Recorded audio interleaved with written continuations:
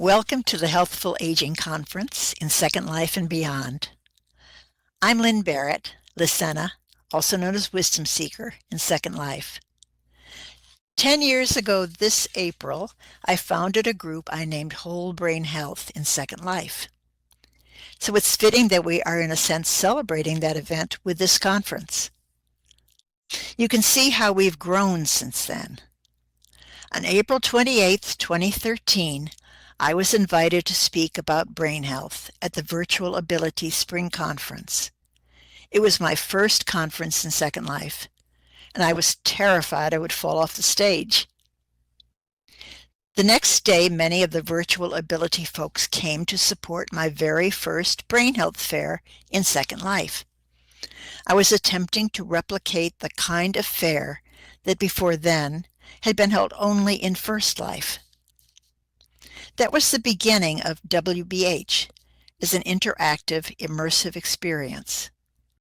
If anyone watching this feels they are too old to learn how to navigate a virtual world, what is now being called the metaverse, you should know that I did not even realize that Second Life existed until December of 2011, when I was 73 years old and considering retirement from my psychotherapy practice.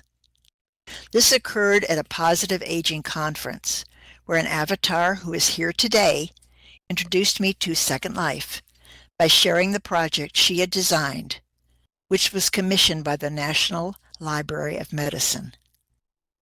And that is Janaya Moraine, who told the story.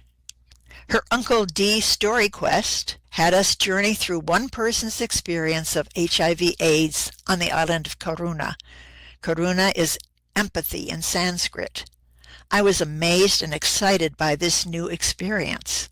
I wondered if the programs my husband and I had developed, which used music to enhance crucial abilities like focus, concentration, and memory, as well as overall well-being, might be possible in a virtual environment. First time I'd ever thought about that. We had been producing a blog called Music and Happiness, which is based on his background as a musicologist and mine as a positive psychologist, since 2007, and presenting our approach at conferences where we got people to treat their bodies as instruments. For example, we'd ask them, beat on your chest while you're listening to this music, beat on the arm of a chair, and people really found that vibration was so essential to some of the experience they had of the music. I'm giving you the backstory of this conference by tracing the evolution of whole brain health in Second Life, which shows that age is not a factor in Second Life the way it so often can be in First Life.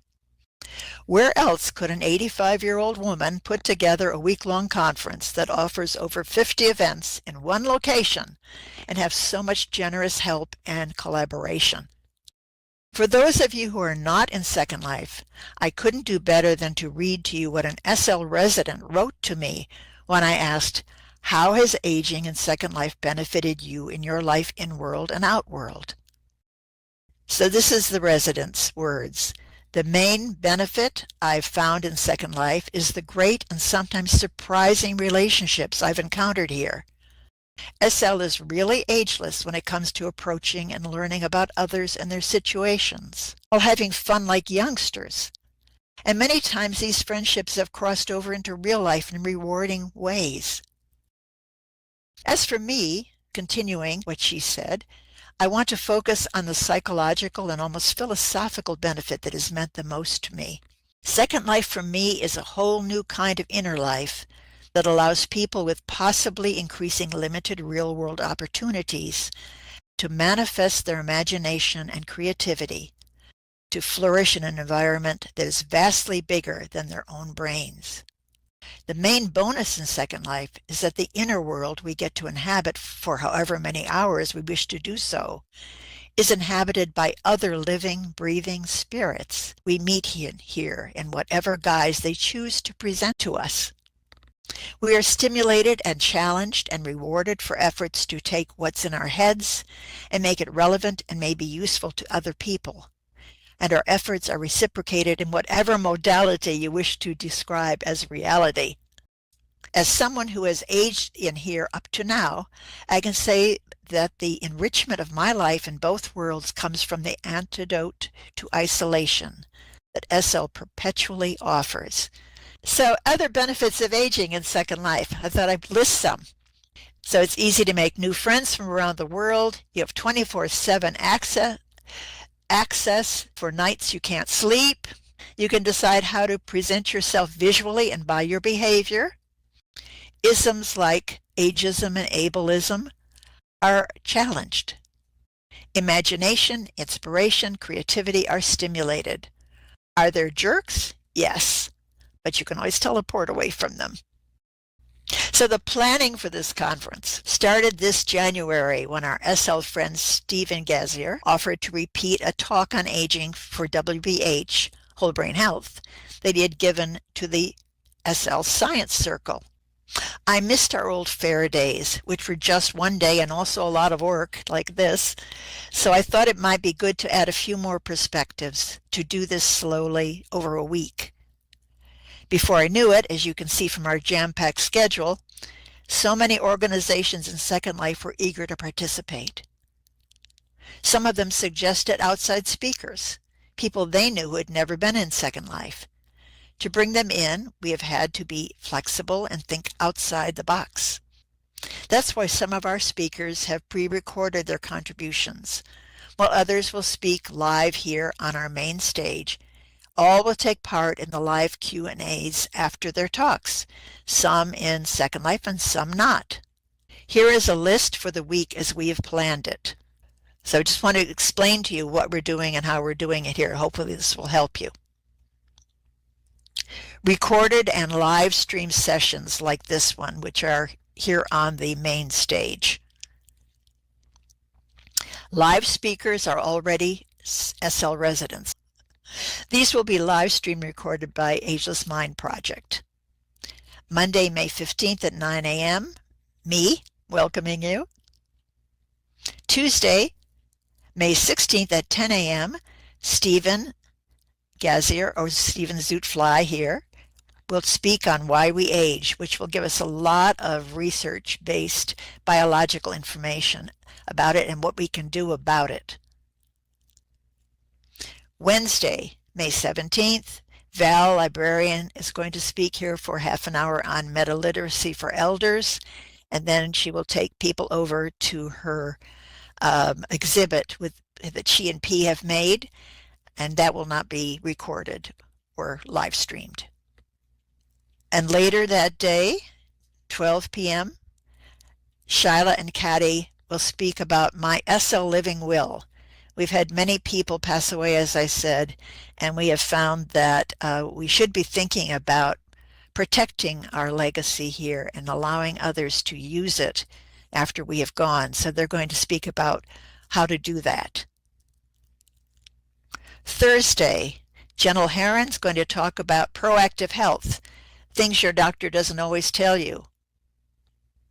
Saturday, Stacy Lee, is going to speak about mature military veterans in Second Life and all the kinds of services they are offered here that affect them and help them in real life. She does amazing work. And then at 10 a.m., Phil Youngblood is going to speak here about his work as a Texas master naturalist, getting back to nature. That's going to be a hoot, I can tell. These presentations will be followed by a Q&A that will not be live streamed or made public to preserve audience privacy. Pre-recorded sessions. I want to explain a bit about those. These pre-recorded speakers are not in Second Life regularly or at all. We have 3 of them. Links to their recordings will be given in nearby chat when you're here, and they will also be seen on the media on a prim, hiding behind my slideshow at the conference. They'll be followed by a live Q&A with a moderator in Second Life. So Thursday, May 18th at 9 a.m., Dorian Mincer, who is a psychologist who speaks a great deal on aging. We'll talk about your bonus years. She's using this as a preparation for a live presentation she's giving that evening, which is kind of funny. At 2 p.m. that same day, Angela Allen, who is the director of an Osher Lifelong Learning Institute in California, is going to speak about our opportunities to join these programs online, no matter where you live. And on Sunday, May 21st at 9 a.m., Joshua Barrett is going to talk about music as brain food by using Bernstein's Candide. And he is known in Second Life as Music Man. I think he's come in 4 times.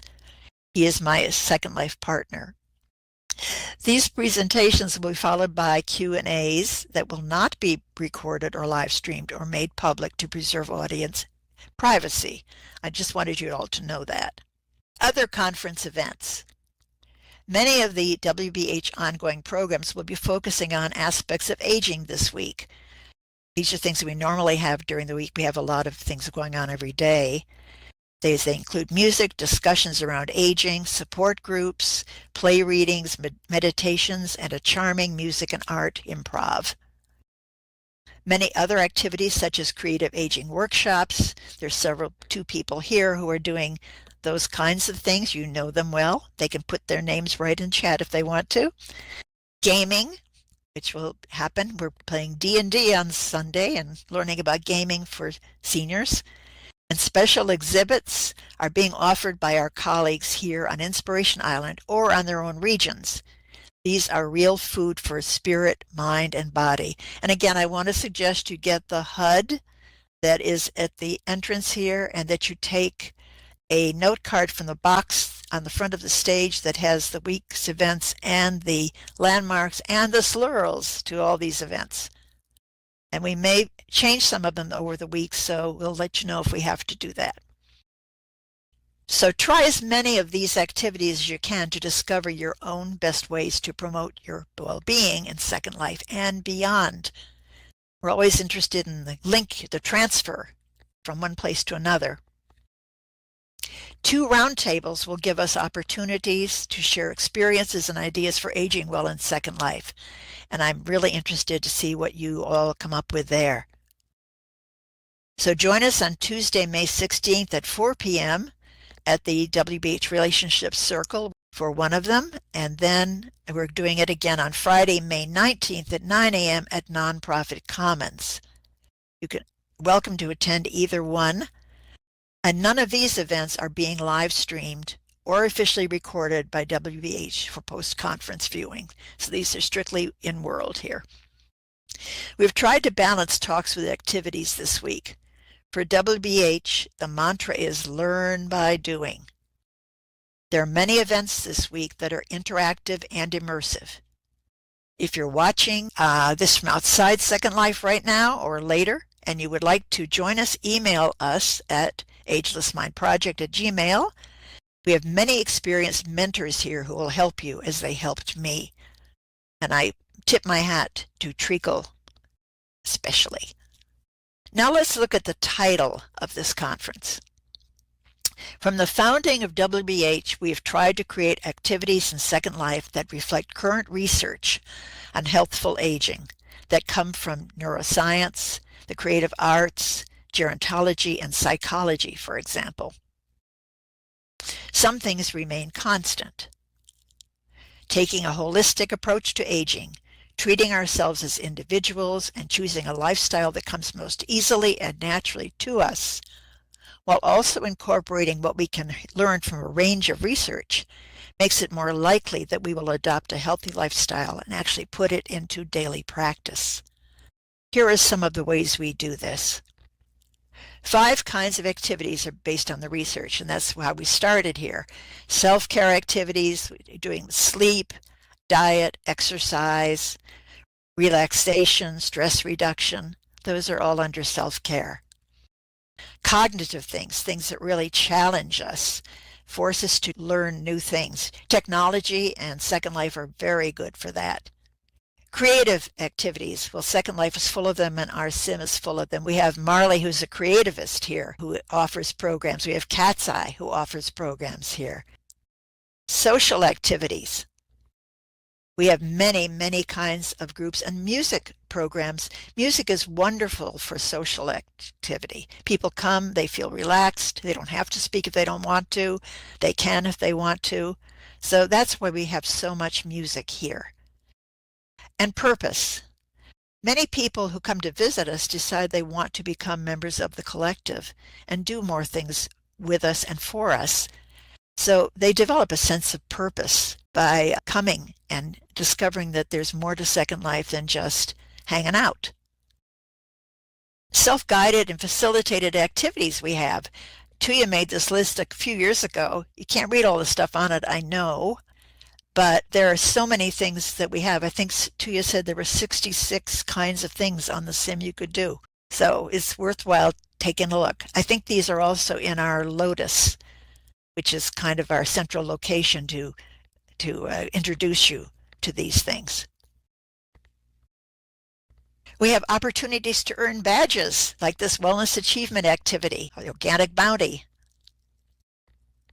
Creating and performing plays like the Galaxy Language, which was created by Dan Cerziao, who just passed away recently, a dear friend.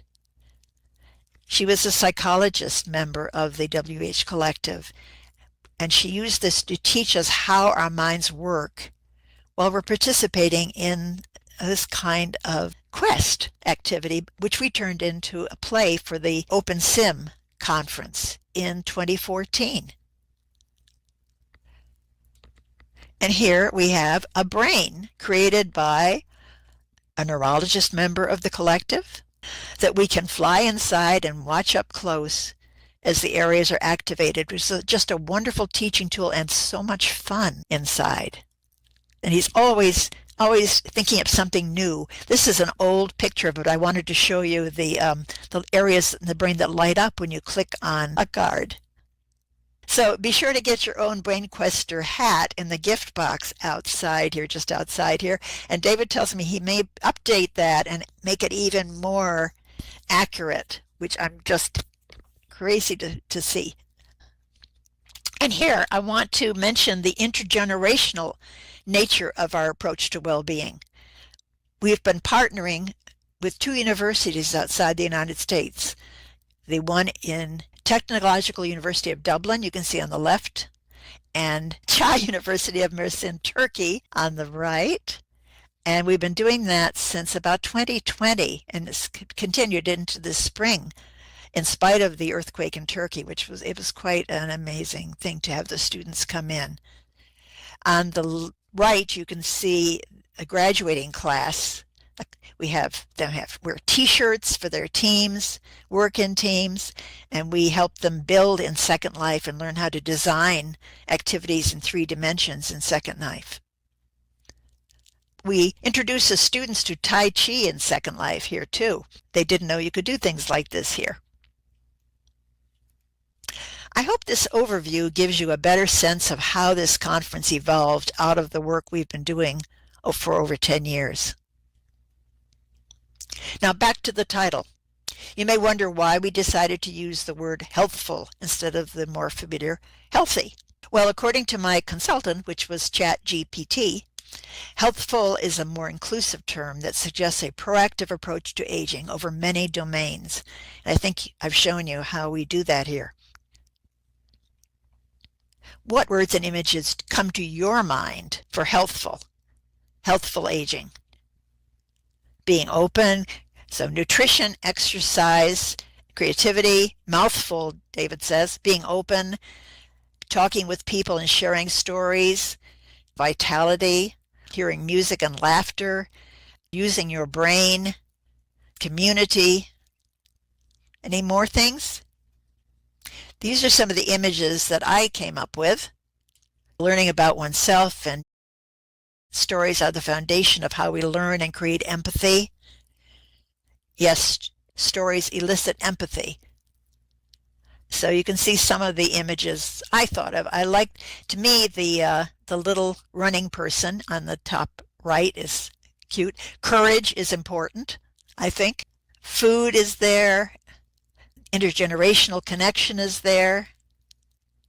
Phil says reflection. Marley says creating, manifesting inner life in an outer way with art, music, dance, and so on. General Heron says quality of life. And for me, the heart and brain walking together is important in it. And having, developing and using social intelligence with people is crucial. And how about the term lifelong learning? What words or images come to your mind about lifelong learning? Think broadly. You are never too old to learn something new. Amen to that. Learn one new fact every day. Seeking out people who are different. Learning languages, new languages. You never stop learning. You evolve what you are learning and how, and what you do with it. And Phil says doing, trying. Yeah, effort is really good. Avoiding mental ossification. Being willing to change your mind. Yes. Here are some ideas. All this thing having to do with virtual learning, imagination, right? The picture is of a door opening into a new place and of a tree coming out of a brook. Then we have somebody, the brain there was made by one of Zinnia Zauber's students for us as a kind of logo for Creative Sparks at the beginning. And spirituality is vital too, feeling part of something larger. Yes, these are all parts actually of lifelong learning. So it's not just going to a class. Lifelong learning is a multifaceted term, just like healthful is. It can mean acquiring new skills, taking on new challenges, formal and informal education to benefit body, mind, and spirit, experiential learning, which Second Life excels in. And Phil says observing, don't miss what you might miss.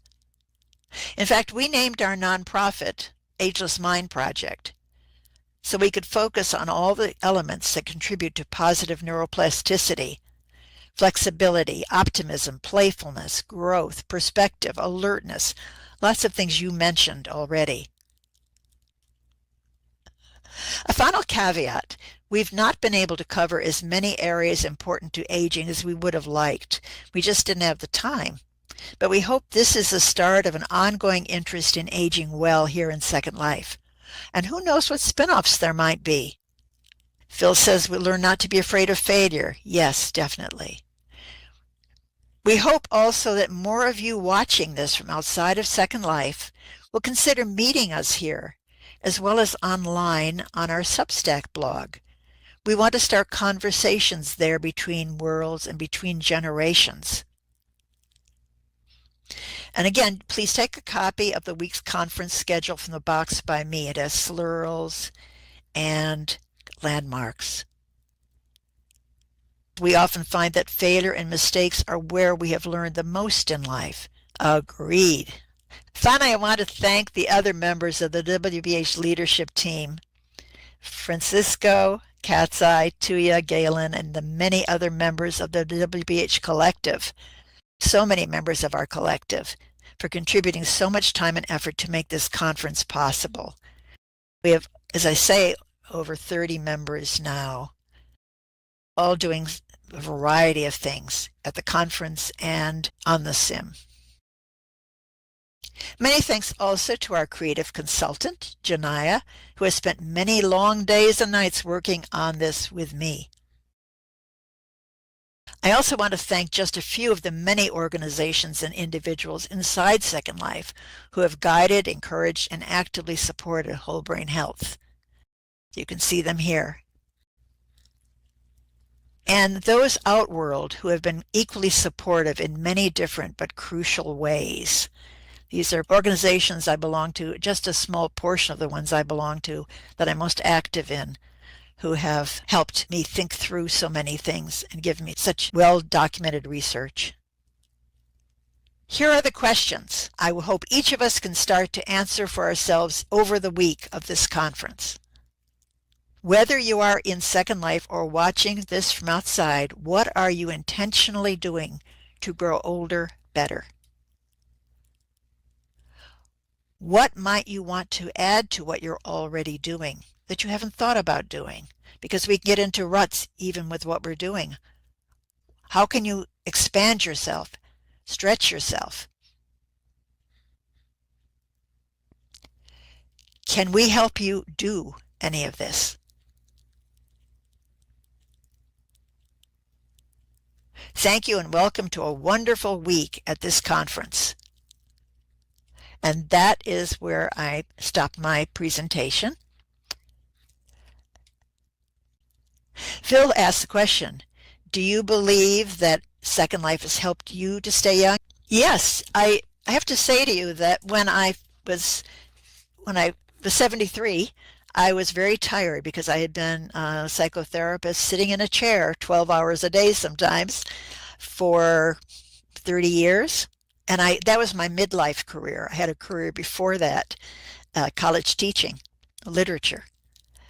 So I came into Second Life because I live in a small village and a lot of my friends live, an hour or so away from where we live. And so it was difficult for me to do more than go out and have lunch. And it just seemed as though I would be bored doing that. Coming in here has been from the very beginning a challenge, a thrill. So that to me, and it has broadened my idea of what I can do to age well beyond what I've always done. And that I think is really important. Marley says she's 88 and feels exactly the same internally as I did 50 years ago. Yes, inside I am always 35. And many people have said that you can say what age you feel inside. I've discovered a whole another level of creativity since entering Second Life, Janiah says. Yes, that's true for many people. There are people here who never thought of themselves as creative until they came into Second Life and have been able to discover that in themselves. And Janelle says, I can do everything I've lost the ability to do outside, like dancing. People love to dance. Some people love riding horses here because they can't do it anymore or never did it. Ice skating, they never did ice skating or they can't do it anymore. Marley says she was able to bring my lifelong skill set right into a Second Life. Great experience. And Tuya says her partner here, a wonderful person. Amazing person. Yes, you meet people you would not have met because they live a great distance from you, but you have real relationships with them, absolutely. Jasmine says, making art. Jasmine has helped us create a wonderful music and art park on our 4th level here. You must see it and play the instruments, and it's an amazing experience. She brings in people to us all the time who have other skills and keeps the thing going. Marley says, I can see the artists, dancers, actors, writers that come from all over the world. And Janelle says, building too. It's easy here. Yes, many people enjoy learning how to build. And Jen says, I've done work for companies using role play here to help them prototype. So many opportunities here. Lady Kirsten says, a research project brought me in. Inspiration Island convinced me my life could be more than what it had become, and I'm 37. And I can look however I want to. Yes, look at all the people here. If we can see them all, you can see all the different ways people look. Kat says, learning new things all the time, how to hostess a dance place or a cafe or a club. Jazz clubs are and blues clubs and all kinds of clubs here. How to build, how to do outreach, writing songs, event planning, you name it. Always something new to learn. True in real life too, but it's harder to get to and it costs money. Those are two things that's really important to know. And Marley offers tools here to enhance what people are already doing. So these are so many ways that people have used Second Life, and I hope we've convinced those of you who are watching outside to come try us. We will help you. That people, when I came in, I knew how to do nothing. I would get lost immediately, but people helped me. And that is, I think, a major characteristic of Second Life.